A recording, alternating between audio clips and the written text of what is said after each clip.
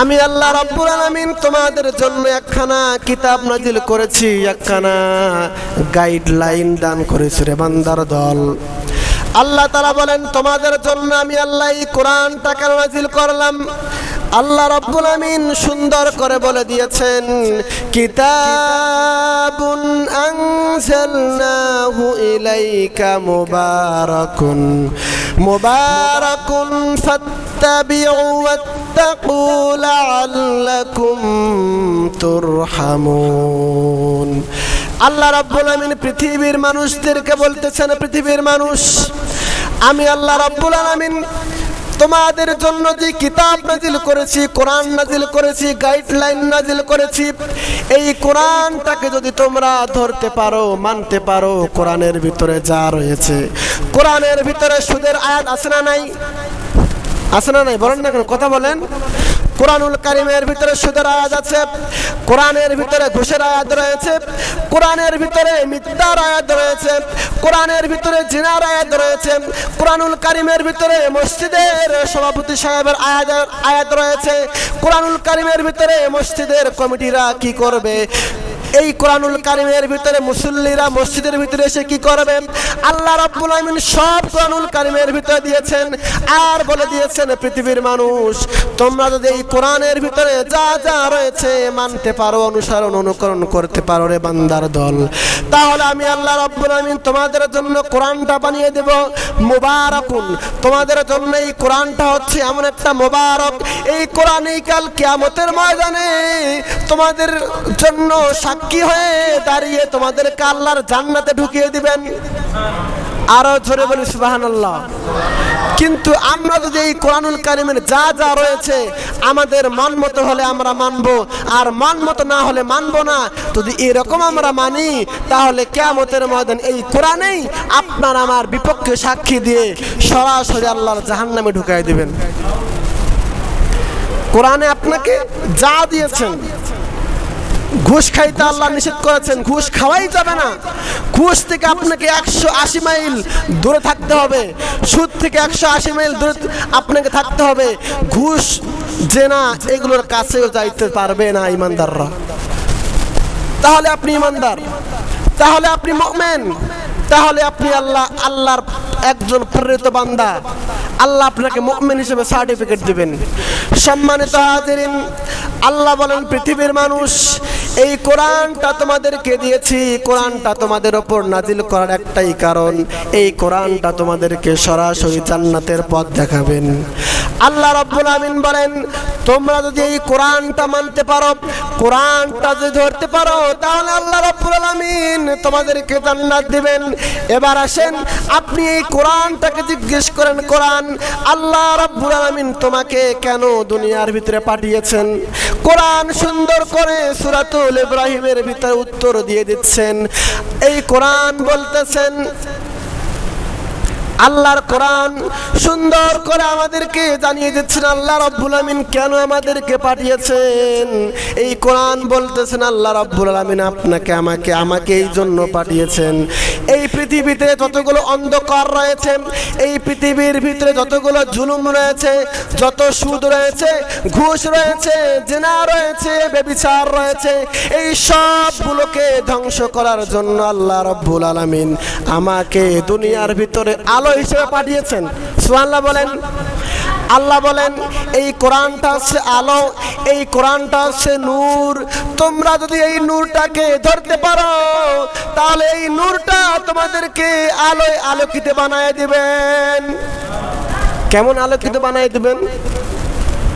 কোরআন বলে, যদি কোনো ব্যক্তি এই আমার সঙ্গে সিনা লাগায়, তাহলে ওই ব্যক্তির দাম বাড়ায় দেন কে? একজন হাফেজ কোরআন, গরিবের সন্তান, তার বাবার কোনো টাকা পয়সা নাই, বাবা রিক্সা চালায়, বাবা ভ্যান চালায়, বাবা মানুষের বাড়িতে শ্রমিকের কাজ করে, কিন্তু ওই গরিবের সন্তান যখন কোরআনুল কারীম মুখস্থ করে, হেফজ করে, যখন সে হাফেজ হয়ে বের হয়ে আসে, ওই সন্তানের দাম এলাকার সবার থেকে বাড়ায় দেন কে? ওই সন্তানকে আল্লাহ রাব্বুল আমিন সবার পিছনের কাতার থেকে সামনের কাতারে টান দিয়ে নিয়ে এসে ইমামের জায়গায় দাঁড় করায় দেন কে? তাহলে ওই সন্তানের দাম বাড়ায় দিল কে? কিসের কারণে? কোরআনুল কারীমের কারণে। আপনি আমি যদি বনি আদম সন্তান যদি কোরআনের সঙ্গে সিনা লাগাইতে পারি, সম্পর্ক লাগাইতে পারি, তাহলে আপনার আমারও দাম বাড়াই দিবেন কে? আমরা কোরআনের সঙ্গে সম্পর্ক রাখি না। আমরা কোরআনের সঙ্গে, কোরআনের ভিতরে যা যা আছে আমরা সেগুলো তেলাওয়াত করি না, সেগুলো আমরা পড়িও না। আর আপনি কোরআনুল কারীম তেলাওয়াত করতে পারেন না, আপনি কোরআনুল কারীম বাংলাটা আছে বাংলাটা পড়েন, বাংলা কোরআন শরীফ রয়েছে বাংলাটা পড়েন। বাংলাটা পড়লে আপনার অন্তরের ভিতরে হেদায়েত দান করবেন কে? আল্লাহ তাআলা দান করবেন। সম্মানিত হাজিরিন, দেখেন কোরআনুল কারীমের সঙ্গে সম্পর্ক করলে আল্লাহ রাব্বুল আমিন কেমন করে মানুষের দাম বাড়ায় দেয়। দুই একটা শুধু উদাহরণ দিয়ে বলি। এই কোরআনের সঙ্গে যখন কারো সম্পর্ক লেগে যায়, আল্লাহ রাব্বুল আলামিন দাম বাড়ায় দিয়ে দেন।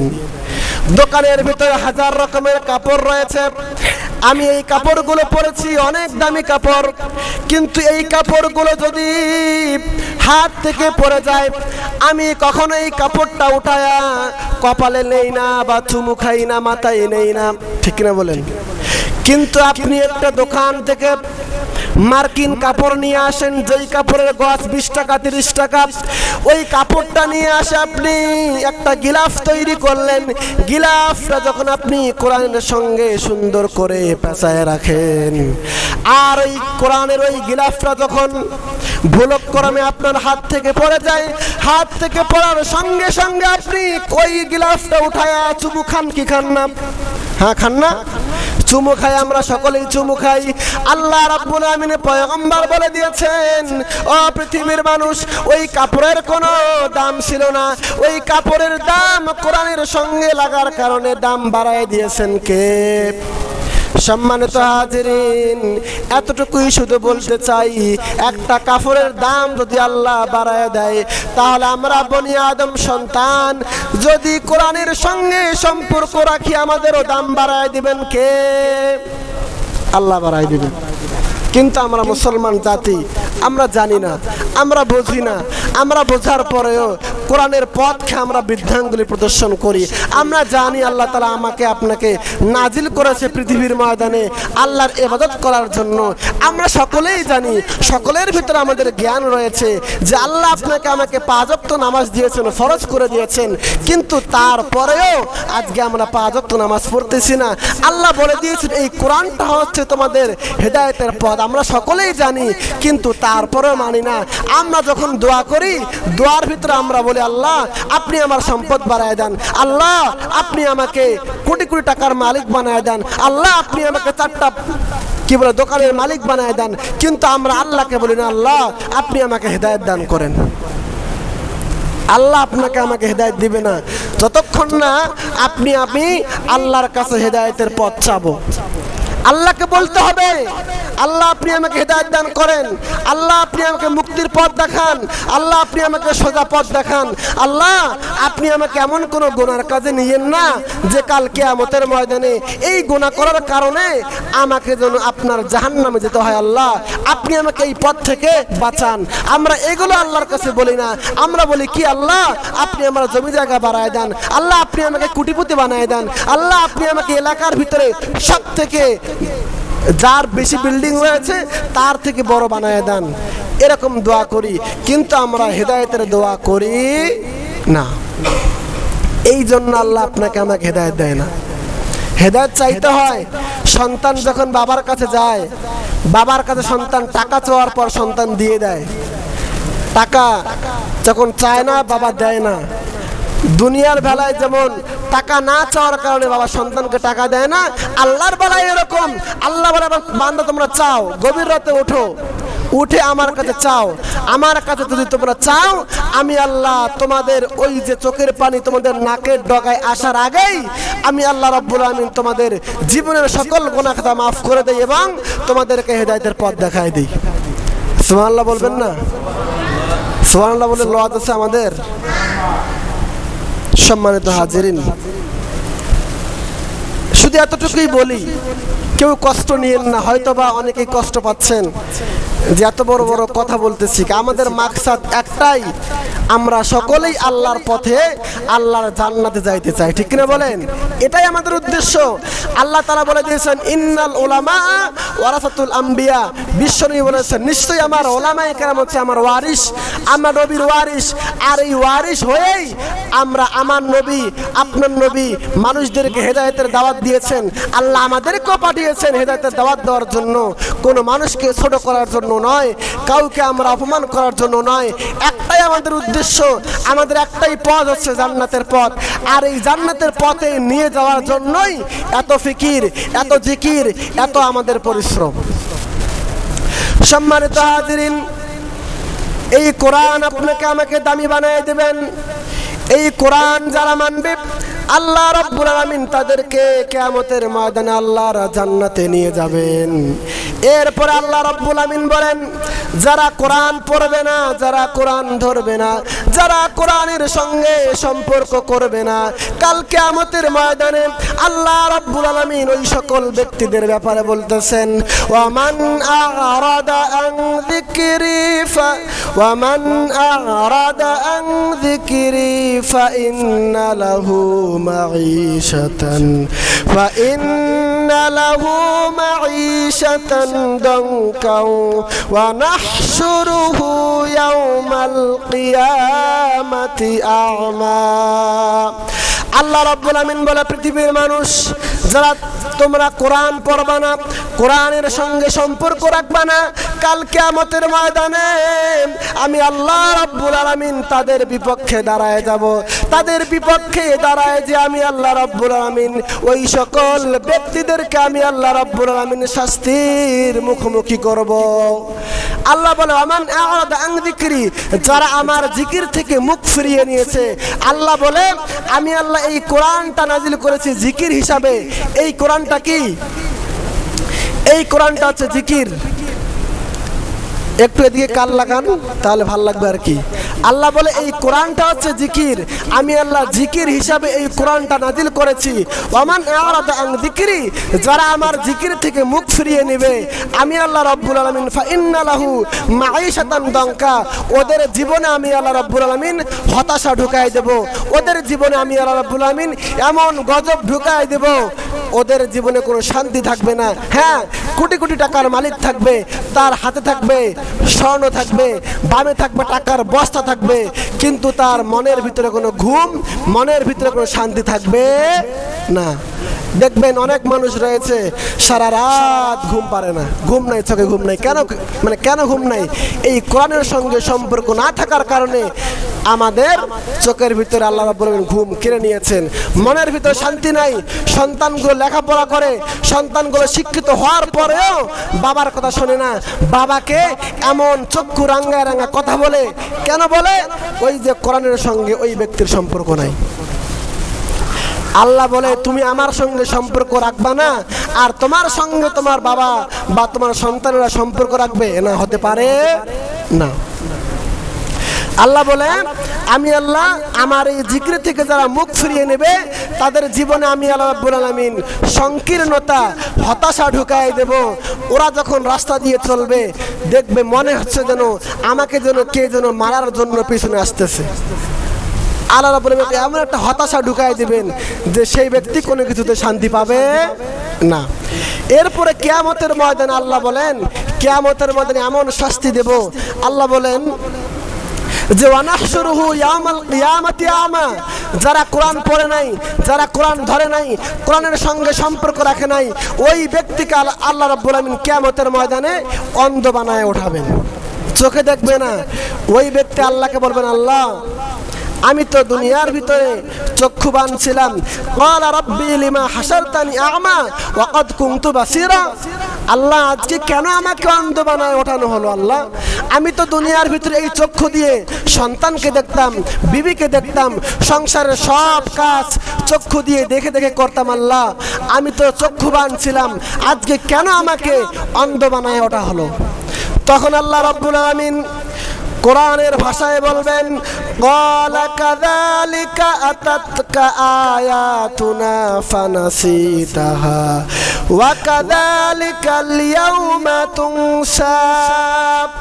আল্লাহ রাব্বুল আমিন সেদিন বলবেন, পৃথিবীর মানুষ, আমি আল্লাহ তোমাকে চক্ষু দিয়েছিলাম আমার কোরআন দেখার জন্য, কোরআন দেখে দেখে পড়ে বুঝে বুঝে আমল করার জন্য। তোমরা আমার আয়াতুনা ফানাসিতি, আল্লাহ বলেন আয়াতুনা ফানাসিতাহা, আল্লাহ বলেন তোমরা কোরআনের আয়াতগুলো সেদিন ভুলে গিয়েছিলা, পড়ো নাই, সেজন্য আমি আল্লাহ রাব্বুল আমিন তোমাদের চক্ষুগুলাকে আজকে অন্ধ বানায় ওঠালাম। আল্লাহ বলবেন এদেরকে আজকে অন্ধ বানায় ওঠালাম, আমি আল্লাহ নিজে সাক্ষী দিলাম এরা আমার কোরআন পড়ে নাই, এরা আমার কোরআন ধরে নাই, আজকে এদেরকে জাহান্নামে পাঠিয়ে দাও।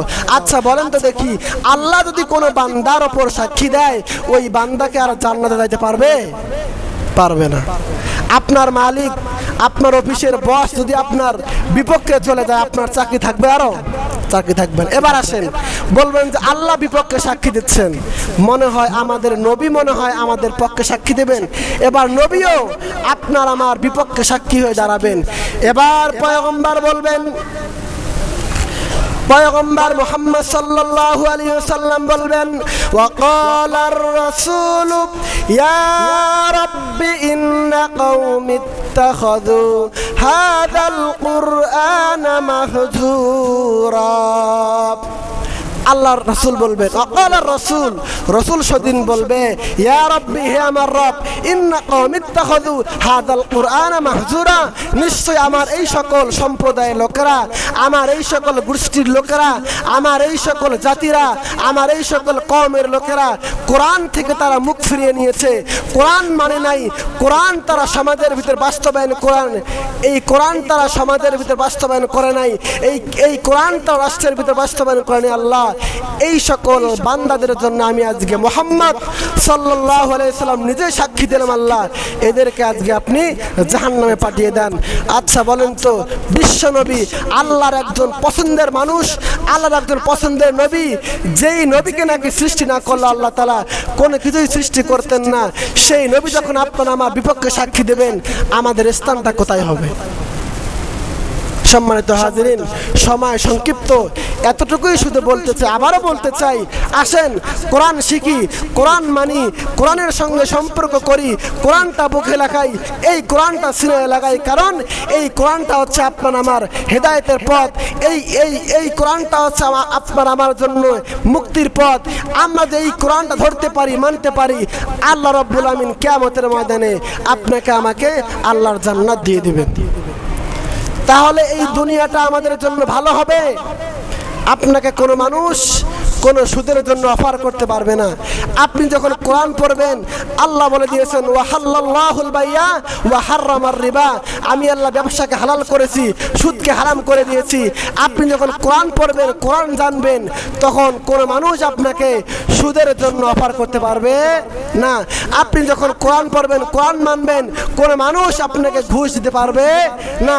আপনি যখন কোরআন পড়বেন, কোরআন মানবেন, কোনো সুন্দরী নারী আপনাকে জিনার দিকে টানতে পারবে না।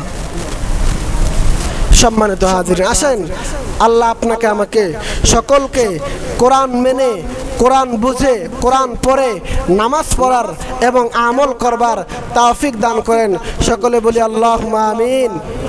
সকলে বলি আল্লাহুম্মা আমিন। 5 ওয়াক্ত নামাজ আপনাকে আমাকে সকলকে জামাতে এসে আদায় করবার তৌফিক দান করেন। সকলে বলি আমিন। ওয়া আখিরু দাওয়ানা আনিল হামদুলিল্লাহি রাব্বিল আলামিন। আসসালামু আলাইকুম ওয়া রাহমাতুল্লাহ।